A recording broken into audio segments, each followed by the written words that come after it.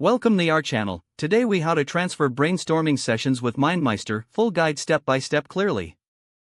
To begin using MindMeister for your brainstorming sessions, the first step is to create an account on their website. Go to MindMeister's homepage and click on Sign Up. You can choose to sign up with an email address or use social media accounts for quicker registration. Once registered, log in to your new account to access the main dashboard. Now, click on Create New Mind Map to start a brainstorming session. Give your mind map a title that reflects the topic you want to explore. With your map created, start adding the central idea in the center of the canvas. To add branches, click on the central idea and select the plus icon to create a new node. Label each new node with ideas or concepts related to the central theme. Continue expanding your map by adding subnodes for more detailed thoughts and associations. Use different colors or icons to distinguish between different categories of ideas. To enhance collaboration, invite team members by clicking on the Share button.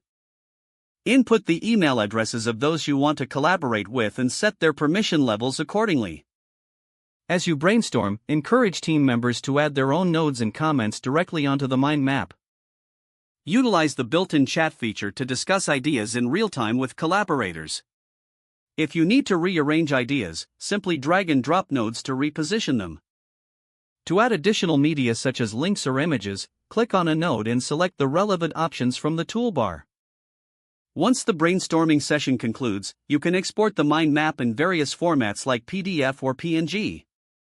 Simply click on File and select Export to choose your preferred format. Keep your mind map accessible for future reference or to share insights with others. By following these steps, you can effectively harness the power of MindMeister for your brainstorming sessions. If the page does not load, refresh the browser or try again in a private or incognito window. Make sure you are using the correct email address, then retype it carefully to avoid small typos.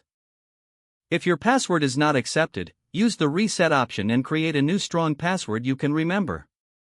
Check your spam folder for verification or security emails, then complete any requested confirmation steps.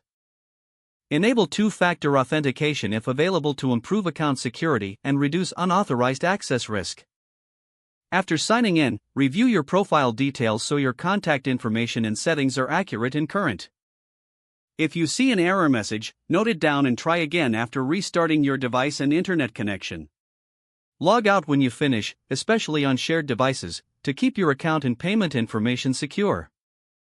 Don't forget to like this video and subscribe to our channel for more step-by-step tech guides.